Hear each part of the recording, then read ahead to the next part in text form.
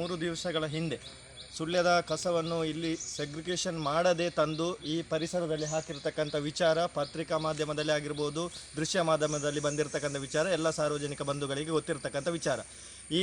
ಆ ಒಂದು ಅವಧಿಯಲ್ಲಿ ನಾವು ಏನು ತಂದಿರತಕ್ಕಂಥ ಕಸದ ಗಾಡಿಯನ್ನು ತಡೆದು ಪ್ರತಿಭಟನೆಗೆ ಮುಂದಾದಾಗ ಇದೇ ನಮ್ಮ ಶಾಸಕರಾದಿಯಾಗಿ ಜನಪ್ರತಿನಿಧಿಗಳು ಕೆಲವು ಮುಖಂಡರುಗಳು ಬಂದು ನಮಗೆ ಆಶ್ವಾಸನೆ ಖುದ್ದಾಗಿ ಮಾಜಿ ಅಧ್ಯಕ್ಷರಾಗಿರ್ತಕ್ಕಂಥ ವಿನಯ ಕಂದಡ್ಕರ್ ಅವರು ಬಂದು ಇದನ್ನು 2 ದಿವಸದಲ್ಲಿ ನಾನು ಇಲ್ಲಿಂದ ರಿಮೂವ್ ಮಾಡಿಸ್ತೇನೆ, ಇದನ್ನು ನಾನು ತೆಗಿಸ್ತೇನೆ ಅಂತೇಳಿ ವಾಗ್ದಾನ ಕೊಟ್ಟ ಹೋದ ಹಿನ್ನೆಲೆಯಲ್ಲಿ ನಾವು ಪ್ರತಿಭಟನೆಯನ್ನು ಕೈಬಿಟ್ಟಂಥ ವಿಚಾರ ಎಲ್ಲರಿಗೂ ಗೊತ್ತಿರ್ತಕ್ಕಂಥ. ಆದರೂ ಕೂಡ ಇಲ್ಲಿಗೆ ಇಷ್ಟುವರೆಗೆ ಈ ನಗರದ ಆಡಳಿತಾಧಿಕಾರಿ ಆಗಲಿ, ನಗರದ CO ಚೀಫ್ ಆಫೀಸರ್ ಆಗಲಿ ಅಥವಾ ಸಂಬಂಧಪಟ್ಟ ಅಧಿಕಾರಿ ಆಗಲಿ ಇನ್ನೂ ಸ್ಥಳಕ್ಕೆ ಭೇಟಿ ನೀಡದೆ ಇರುವಂಥದ್ದು ನಮಗೆ ಈ ಒಂದು ದುರಂತ ಅಂತೇಳಿ ನಾನು ಹೇಳಲಿಕ್ಕೆ ಬಯಸ್ತೇನೆ. ಏಕೆಂತೇಳಿದರೆ ಒಂದು ಶಾಸಕರು ಬಂದು ಇಲ್ಲಿ ನಾನು ನಗರ ಚೀಫ್ ಆಫೀಸರ್ಗೆ ತಿಳಿಸ್ತೇನೆ, ಸಂಬಂಧಪಟ್ಟ ಅಧಿಕಾರಿಗಳನ್ನು ಕಳಿಸ್ತೇನೆ ಅಂತ ಹೇಳಿದರೆ ಇಲ್ಲಿ ಶಾಸಕರಿಂದಲೂ ಮೇಲಿನ ಅಧಿಕಾರಿಗಳು ಅಂತ ಹೇಳುವಂಥದ್ದು ನಮ್ಮಲ್ಲಿ ಬರ್ತಕ್ಕಂಥ ಯಕ್ಷ ಪ್ರಶ್ನೆ.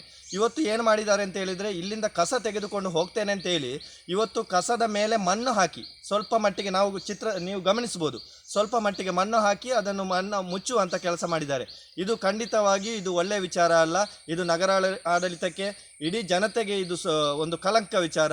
ಇದು ಅವರಿಗೆ ಶೋಭೆ ತರತಕ್ಕಂಥ ವಿಚಾರ ಅಲ್ಲ. ಇನ್ನಾದರೂ ಇದನ್ನು ಏಕೆಂತೇಳಿದರೆ ಈ ಮಣ್ಣು ಹಾಕಿ ಇದನ್ನು ಕಾಡು ಪ್ರಾಣಿಗಳು ತಂದು ನೋಡಿ, ನೀವು ಚಿತ್ರದಲ್ಲಿ ಗಮನಿಸ್ಬೋದು ಅಥವಾ ಇಲ್ಲಿ ಕಾಣ್ಬೋದು, ತೆಲ್ಲಗೆ ಮಣ್ಣು ಹಾಕಿ ಹೋಗಿದ್ದಾರೆ. ಇದು ಯಾರಿಗೆ ಮಣ್ಣೆರ್ಚುವಂಥ ಕೆಲಸ?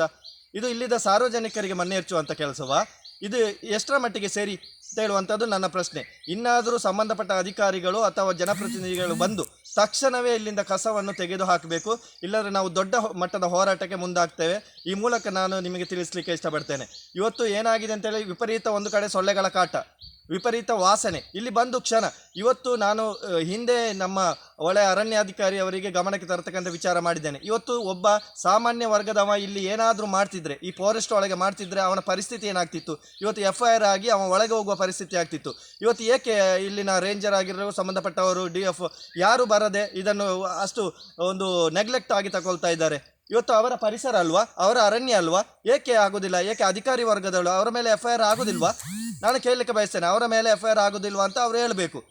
ಇನ್ನು ಆದರೆ ಕೂಡಲೇ ಎಚ್ಚೆತ್ತುಕೊಂಡು ಈ ಪರಿಸರಕ್ಕೆ ಅವರು ಭೇಟಿ ಕೊಟ್ಟು, ಅದಕ್ಕೆ ಸಂಬಂಧಪಟ್ಟ ಅರಣ್ಯ ಅಧಿಕಾರಿಗಳೇನಿದ್ದಾರೆ ಅವರು ಭೇಟಿ ಕೊಟ್ಟು ಇದನ್ನು ತೆಗೆಸುವಂಥ ಕೆಲಸ ಇನ್ನಾದರೂ ಮಾಡಬೇಕು. ನಾವು ಸೋಮವಾರದಿಂದ ದೊಡ್ಡ ಮಟ್ಟ ಹೋರಾಟಕ್ಕೆ ಮುಂದಾಗ್ತೇವೆ.